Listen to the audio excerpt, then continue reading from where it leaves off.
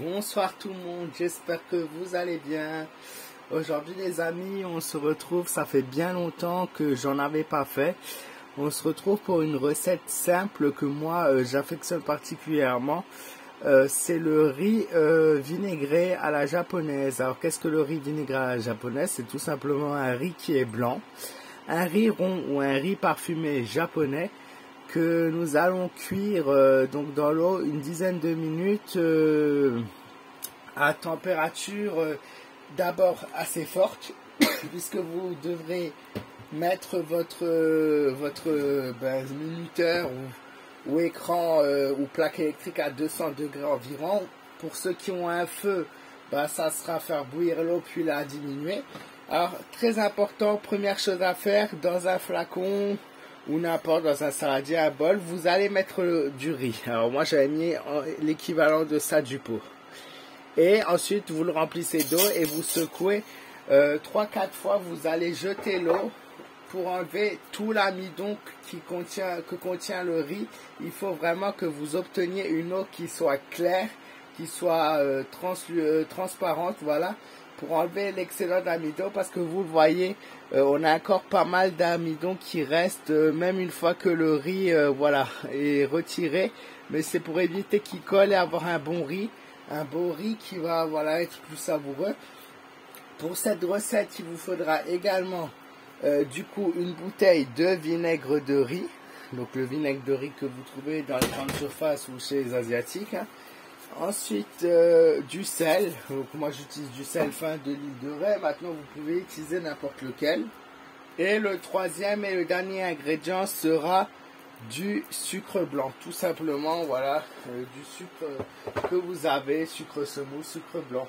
Alors qu'est-ce qu'il va falloir faire? Il va falloir dans un petit récipient mettre 2 cuillères à soupe de vinaigre, donc là à peu près 2 cuillères à soupe de vinaigre, je vous disais. On va pas, voilà.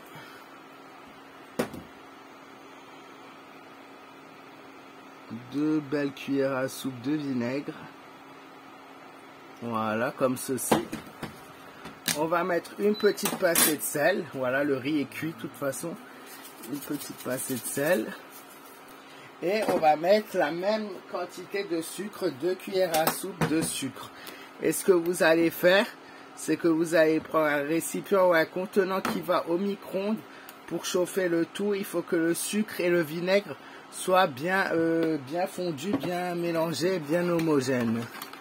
Alors, on a une préparation là, voilà, vous voyez le sucre reste, il faut absolument qu'il soit fondu. Et en attendant que le mélange fonde, donc au micro-ondes d'une dizaine de secondes, hein, pas plus, hein, il ne faut pas que ça boue, surtout pas le faire bouillir. On va tout simplement nettoyer le riz en le passant dans la passoire puis à l'eau claire, voilà.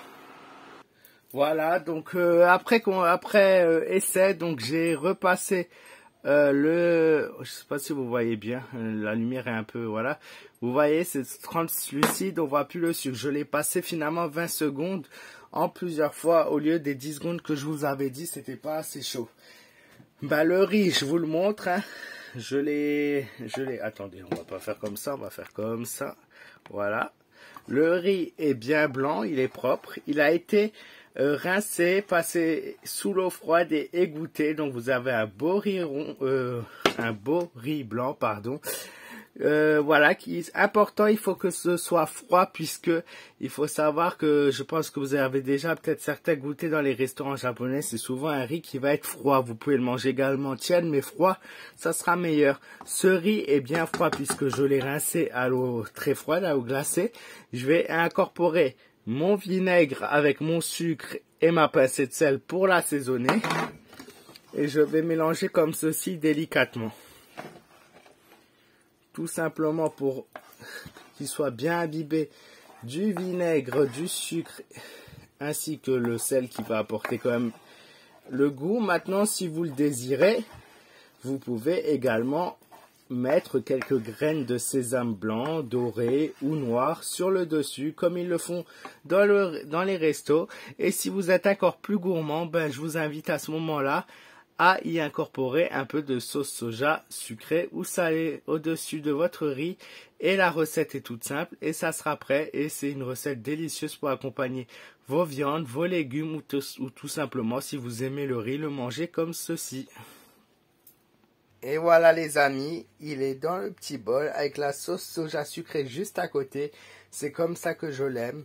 Et en même temps, j'avais pas de graines de sésame. Cette recette est pour environ 2 personnes. Si vous souhaitez pour faire le double, il faudra à ce moment-là mettre le double de quantité de vinaigre ainsi que de sucre et de sel.